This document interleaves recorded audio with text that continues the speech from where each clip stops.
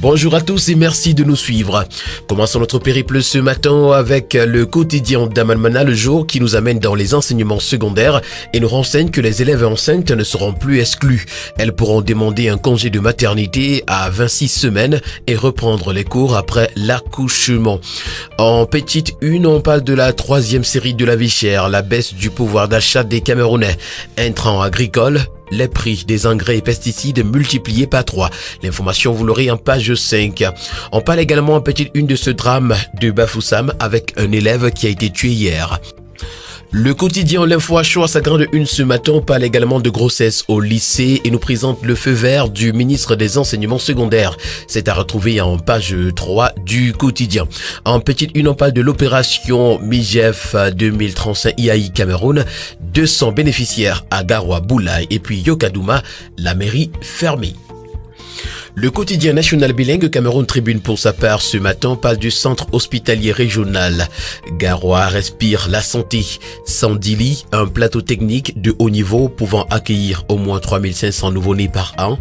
L'infrastructure qui va administrer des soins de qualité dans toutes les spécialités avec un accent sur la mère et l'enfant a été inaugurée hier dans le chef-lieu de la région du Nord par le Premier ministre, chef du gouvernement Joseph John Gouté, représentant personnel du chef de l'État.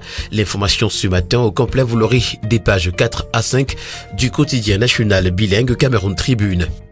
Le journal Le Pélican qui en parle également ce matin titre à sa grande une développement des institutions médico-sanitaires du Cameroun, CHR de Garoua, le précieux cadeau du président Biya aux populations du Nord. Le quotidien Mutation nous amène dans la grande Sanaga maritime ce matin et nous fait savoir que Charlie Gabriel Mbok sort du maquis. L'un des porteurs du plaidoyer pour la création d'une région Bassa, Mpo Bati, parle.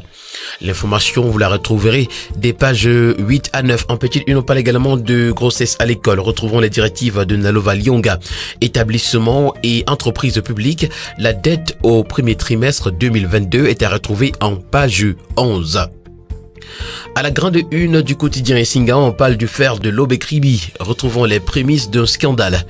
Et à son autre une ce matin, le quotidien parle de l'encadrement des jeunes de la laitier. La solution Eyébé à ici est également à retrouver. Produits pétroliers, menace d'une pénurie de carburant, titre ce matin la nouvelle expression qui nous fait savoir que les entreprises qui ont été retenues depuis 6 mois pour continuer à livrer le carburant au Cameroun n'arrivent pas à honorer leurs engagements. La crise en Ukraine est venue aggraver la situation. Du coup, les milieux avertis redoutent l'augmentation des prix à la pompe si le gouvernement ne fait pas plus de sacrifices dans son option de subventionner l'importation de ces produits. L'information est à retrouver à la page 2 de la nouvelle expression qui parle également de la vie chère en petite une. Retrouvons le spectre des émeutes de la faim. Il y a 65 ans, il assassinait un commandant français. Tourmente, liberté de la presse à rude épreuve. Bafoussam, un élève mortellement poignardé. Puis Lions indomptables, stage pour les joueurs locaux. Le journal Ouest Eco pour sa part ce matin titre à sa grande une, Ambaboy, Bass, Bobby, Tanap et bien d'autres, la dérive des extrêmes. L'enlèvement de la sénatrice Regina Moudi et le boycott des artistes engagés font problème, nous renseigne donc ce matin le journal qui parle également du racin de Bafoussam qui est en crise. Tala Tamto Mosgo. La tête du PCA est mise à prix par un public déçu des piètres performances du club. À la une du quotidien Vert Émergence ce matin, on parle d'insécurité routière. Plus de 7000 cas d'accidents enregistrés en 2020. Une famille de 7 personnes trouve la mort sur la nationale numéro 10. Question autour d'un phénomène à retrouver ce matin en page 3. L'hebdomadaire Forum Libre qui parle d'assainissement au MINCAF nous présente les prouesses des Yébé à ici qui sont reconnues par la haute hiérarchie. Le ministre des Domaines, du Cadastre et des Affaires foncières a rencontré ses collaborateurs de la région du littoral le 6 mai 2022 où il leur a transmis les félicitations du président de la République pour le travail abattu dans ce département ministériel qu'il dirige. L'investissement dans le secteur de la santé au Cameroun intéresse le quotidien Éco-Santé qui nous parle du docteur Ernestine Ngwetbel qui construit une polyclinique de plus de 2 milliards de francs CFA à Douala.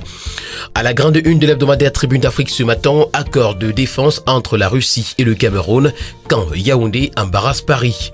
Les diplomates français défilent depuis le 3 mai dernier entre le Palais de l'Unité et le MINDEF.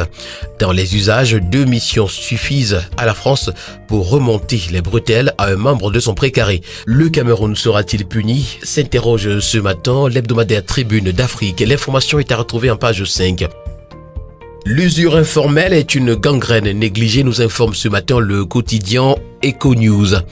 Face à la crise inflationniste, les opérations d'usure prospèrent. Bien que interdites par la loi et les règlements de l'Union monétaire d'Afrique centrale, les taux d'intérêt sont largement au-dessus de la norme et atteignent parfois les 50%.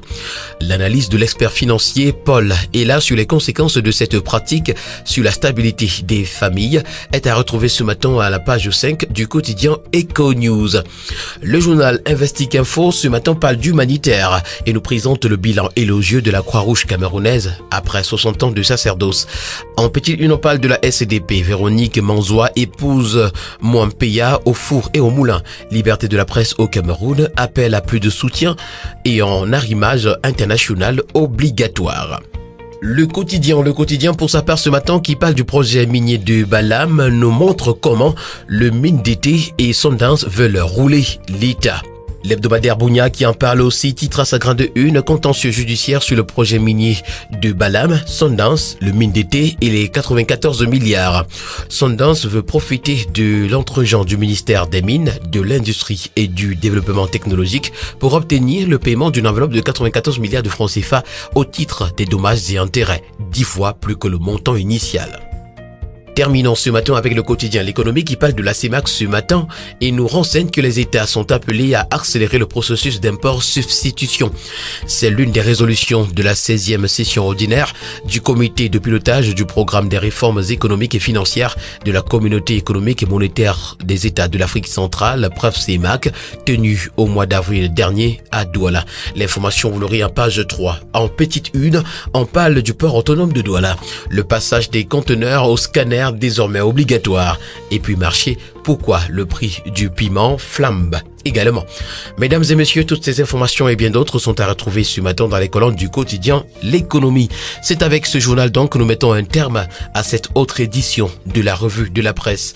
Merci de l'avoir écouté et rendez-vous demain pour une nouvelle sortie. D'ici là, portez-vous bien. Bonne journée à tous.